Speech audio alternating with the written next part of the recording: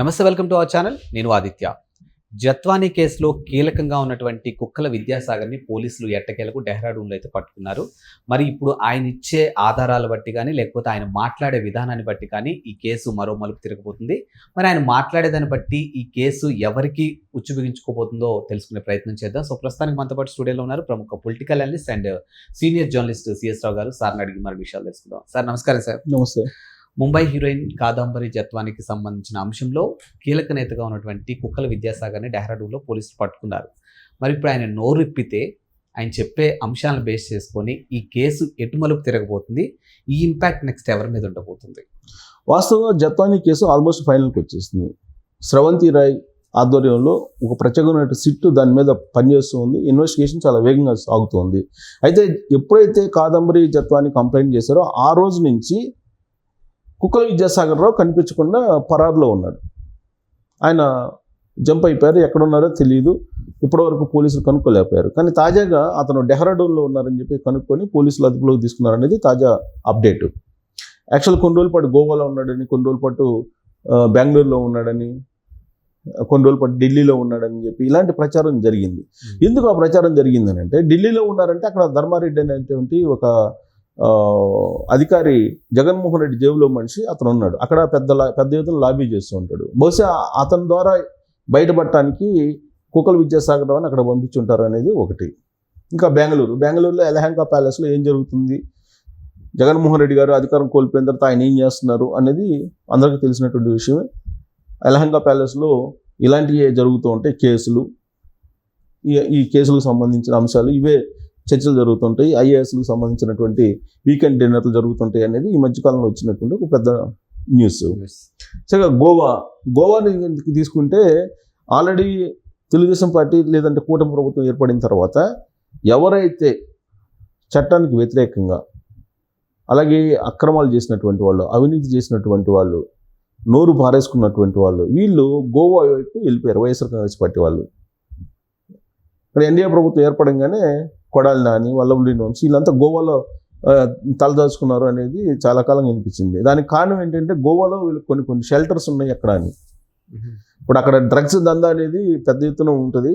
ఆ డ్రగ్స్ దందాలో వీళ్ళు కూడా భాగస్వాములు అనేటువంటి ప్రచారం కూడా జరిగింది. వైజాగ్లో ఎప్పుడైతే డ్రగ్స్కి సంబంధించినటువంటిది సిబిఐ వాళ్ళు పట్టుకున్నారో అప్పుడు అసలు ఈ డ్రగ్స్కి సంబంధించి ఓడరేవుల్లో ఏం జరుగుతుంది, ఓడరేవుల్లో డ్రగ్స్ దిగుమతి చేసుకొని ఇక్కడి నుంచి కంటైనర్లు డబ్బులు పంపిస్తున్నారు అనేటువంటి న్యూస్ కూడా అప్పట్లో బాగా స్ప్రెడ్ అయింది, వైరల్ అయింది సోషల్ మీడియాలో.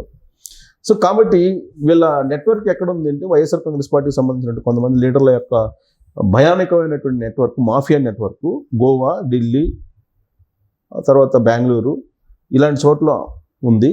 కాబట్టి వీళ్ళు కేసుల్లో ఆరోపణలు ఎదుర్కొంటున్నటువంటి వాళ్ళు, లేదంటే కేసుల్లో ఉన్నటువంటి వాళ్ళు, అక్రమార్కులు, వీళ్ళు ఏంటంటే ఈ గోవా, ఢిల్లీ, బెంగళూరు చుట్టూ తలదాచుకుంటున్నారు కొన్ని రోజుల పాటు అనేది నిఘా వర్గాలకు తెలిసింది. ఆంధ్రప్రదేశ్ సిఐడికి తెలిసింది. సో ఆంధ్రప్రదేశ్కి సంబంధించిన పోలీసులు డెహ్రాడూన్లో ఈ కుక్కల విద్యాసాగర్ రావుని పట్టుకున్నారు. కుక్కల విద్యాసాగర్ రావు అనే అతను కాదంబరి జత్వానీ కేసులో అత్యంత ఇంపార్టెంట్ పర్సన్. ఎందుకంటే అతను కేసు పెట్టాడు, అతని చేత కేసు పెట్టించారు కాబట్టి అతను కేసు కంప్లైంట్ చేశాడు. అతను ఇచ్చినటువంటి కంప్లైంట్ బేస్ చేసుకొని ఈ కాదంబరి జత్వానీ ఆవిడ ఫ్యామిలీని తీసుకొచ్చి ఐఏఎస్లు, ఐపీఎస్లు ఏం చేశారో మనకు అర్థం అవుతుంది. ఆల్రెడీ అది ఫైనల్ అయిపోయింది. 3 ఐపీఎస్లు సస్పెండ్ కూడా చేశారు. అంతవరకు క్లారిటీ ఉంది.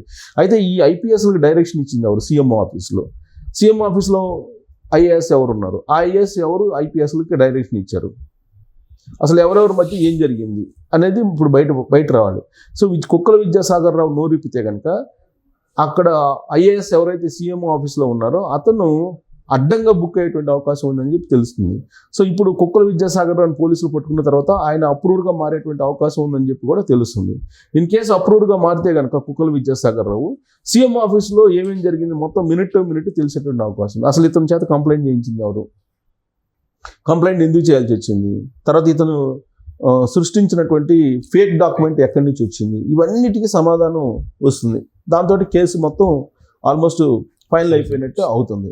కాబట్టి ఇప్పుడు కుక్కల విద్యాసాగర్ రావు అప్రూవర్గా మారుతాడా? ఇప్పుడు ఆ విశాల్ గుండి అప్రూవర్గా మారి మొత్తం విషయాలు చెప్పారని చెప్పేసి అంటున్నారు కదా, దాన్ని బేస్ చేసుకునే కదా ఇప్పుడు మొత్తం నివేదిక తయారు చేసి ఆ నివేదికని పరిశీలించిన తర్వాత ఆంధ్రప్రదేశ్ డీజీపీ వాళ్ళ 3 ఐపీఎస్ని సస్పెండ్ చేశారు. సో దానికి అదనంగా ఇప్పుడు కుక్కల విద్యాసాగర్ రావు కూడా చెప్తే, అటువైపు నుంచి కూడా చెప్తే అసలు కాదంబరి జత్వాని మీద ఎందుకు కేసు పెట్టాల్సి వచ్చింది. ఇప్పుడు కాదంబరి జత్వాని ఏం చెప్తుంది, అసలు లావాదేవీలు లేవు, కొనుగోళ్లు అమ్మకాలు అసలు లేవు మా ఇద్దరి మధ్య, అది కావాలని ఫేక్ డాక్యుమెంట్ సృష్టించి చేశారని చెప్పి మొదటి నుంచి ఆవిడ చెప్తున్నారు. ఇప్పుడు అది ఫేక్ డాక్యుమెంట్ అని చెప్పి కనుక కుక్కల విద్యాసాగర్ రావు చెప్తే, అప్పుడు అసలు ఆ ఫేక్ డాక్యుమెంట్ని ఎవరు క్రియేట్ చేశారు, ఎక్కడి నుంచి క్రియేట్ చేశారు, ఎవరి ద్వారా క్రియేట్ చేశారు, ఈ మొత్తానికి ప్లాన్ చేసింది ఎవరు, ఎక్కడి నుంచి ఎక్కడ మొత్తం ఇదైంది అనేది మొత్తం అతను చెప్పాడు అనుకోండి. ఇమీడియట్గా సీఎం ఆఫీస్లో మొత్తం సీఎం ఆఫీస్లో జరిగింది అనేది ఆల్రెడీ ప్రాథమికంగా పోలీసుల ఇన్వెస్టిగేషన్లో అనుమానిస్తున్నారు. సో సీఎం ఆఫీస్లో ఎవరెవరు పేర్లు వినిపెడుతున్నాయి. ఇప్పుడు సీఎం ఆఫీస్లో ఉండి మొత్తం ఆపరేషన్ చేసింది ఆ రోజు ఉన్నటువంటి ధనంజయ రెడ్డి, షాడో సీఎంగా వ్యవహరించారు ధనంజయ రెడ్డి అప్పట్లో.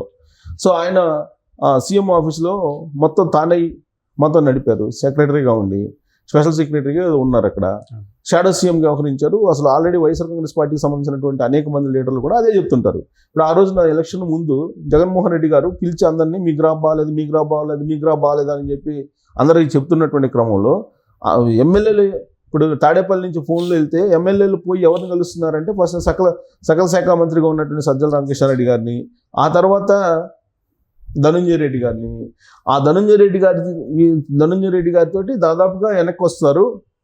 మూల విరాట్ని కలుసుకునేటువంటి అవకాశం ఎవరికి లేదనేది కదా వైఎస్ఆర్ కాంగ్రెస్ పార్టీ వాళ్ళు అప్పుడు చెప్పినటువంటి మాట.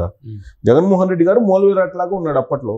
సో ఆయన కలిసేటువంటి అవకాశం లేదు, మొత్తం వీళ్ళిద్దరే చూస్తున్నారు. ప్లస్ ధనంజయ రెడ్డి గారు ఏది చెప్తే అదే ఫైనల్ అని చెప్తారు. అసలు ధనంజయ రెడ్డి గారే మొత్తం అసలు టికెట్లు పంపిణీ కానీ టికెట్ల విషయంలో కానీ ఎవరి గ్రాఫ్ ఎలా ఉందని తెలియజేయడంలో కానీ మొత్తం నడిపాడు అనేది. ప్లస్ ఇప్పుడు కాదంబరి జత్వాని కేసుకు సంబంధించి మొత్తం వ్యవహారానికి కూడా ఈ ఐఏఎస్ ధనంజయ రెడ్డి గారే నడిపారనేది ఇప్పుడు లేటెస్ట్ ఇన్వెస్టిగేషన్లో అప్డేట్గా ఉంది. అసలు ఆ రోజు సీఎం ఆఫీస్లో ఎవరెవరు కూర్చున్నారు, ఈ మీటింగ్లో ఎన్నిసార్లు కూర్చున్నారు, ఎలా ప్లాన్ చేశారు, ఇవన్నీ బయట రావాలంటే కనుక గూగుల్ టేక్అవుట్ని వీళ్ళు బేస్ చేసుకున్నారు. Investigation team Google takeout base చేసుకొని ఆ రోజున ఎవరెవరు సీతారామాంజలి కానీ, కాంతిరాణి టాటా కానీ, గున్ని కానీ, లేదా సజ్జల రామకృష్ణారెడ్డి కానీ, లేదా ధనంజయ రెడ్డి కానీ, వీళ్ళందరూ ఎక్కడెక్కడ కూర్చున్నారు అనేది ఎలా ఐడెంటిఫై చేస్తున్నారు. ఆయా డేటుల్లో జనవరి 31వ తారీఖు నుంచి ఫిబ్రవరి 5వ తారీఖు, లేదంటే ఫిబ్రవరి 10వ తారీఖు, లేదంటే కాదంబరి జత్వాని బెయిల్ మీద మళ్ళీ వచ్చేంత వరకు కూడా ఆ 10 రోజుల్లో వీళ్ళ ఫోన్లన్నింటినీ కూడా తీసుకొని ఈ ఫోన్లకు సంబంధించి గూగుల్ టేక్అవుట్ తీసినప్పుడు వీళ్ళ ఫోన్లు సిమ్లకు సంబంధించి ఒక టవర్కి, ఒక ఏ టవర్కి ఇవి అనుసంధానం అయి ఉన్నాయి, లింక్ అయి ఉన్నాయి అని చెప్పి తీస్తే కనుక వీళ్ళ యొక్క ప్లేస్లు ఎక్కడెక్కడ ఉన్నాయి ఐడెంటిఫై చేస్తారు. సేమ్ వివేకానంద రెడ్డి మర్డర్ కేసులో కూడా అవినాష్ రెడ్డిని ఆ విధంగానే సిబిఐ వాళ్ళు ఆయన పట్టుకున్నారు. సో అలాగే ఇప్పుడు ఈ కాదంబరి జత్వాని కేసులో కూడా వీళ్ళు అసలు ఎన్నిసార్లు సమావేశం అయ్యారు, ఇప్పుడు వీళ్ళందరూ ఒకసాటుగా చేరి ఎన్నిసార్లు సమావేశం అయ్యారు ఏంటి అనేది గూగుల్ టేక్అవుట్ ద్వారా ఫైండ్ అవుట్ చేస్తున్నారు. ఈ క్రమంలో ఇప్పుడు కుక్కల విద్యాసాగర్ ఆల్రెడీ దొరికాడు కాబట్టి డెహ్రాడూన్లో ఇప్పుడు అతను అప్రూవ్గా మారేటువంటి అవకాశం ఉంది అంటున్నారు. అప్రూవ్గా మారితే కనుక మొత్తం విషయాలన్నీ బయటకు వస్తాయి. అంతిమంగా ఏంటంటే ఆ రోజు ఉన్నటువంటి ధనంజయ రెడ్డి ఐఏఎస్ ఆయన బుక్ అయ్యేటువంటి అవకాశం ఉంది. ఆ రోజు షాడో సీఎంగా ఆయన వ్యవహరించారు. మనందరికీ కనిపిస్తుంది ఏంటంటే సజ్జల రామకృష్ణారెడ్డి గారి కన్నా పెద్ద పవర్ఫుల్ షాడో సీఎంగా ధనంజయ రెడ్డి గారు ఎన్నికల ముందు ఉన్నారు. ఆయన ఆధ్వర్యంలోనే ఇది జరిగింది అనేటువంటిది ఇప్పుడు లేటెస్ట్గా ఆంధ్రప్రదేశ్ పోలీసుల ఇన్వెస్టిగేషన్లో ఉన్నటువంటి అప్డేట్ దిశగా వెళ్తున్నారు. సో కాబట్టి కుక్కల విద్యాసాగర్ రావు ఇచ్చేటువంటి, లేదా కుక్కల విద్యాసాగర్ రావు నోరు తెరిచి చెప్పేటువంటి మాటను బేస్ చేసుకొని ఆ ధనంజయ రెడ్డి అనేటువంటి ఐఏఎస్ యొక్క భవిష్యత్తు ఆధారపడి ఉంది. లేదంటే అతన్ని కూడా తీసుకొచ్చి కేసు పెట్టి ఆ ఎఫ్ఐఆర్లో చేర్చి అతన్ని కూడా అరెస్ట్ చేసే అవకాశాలు లేకపోలేదు. Thank you.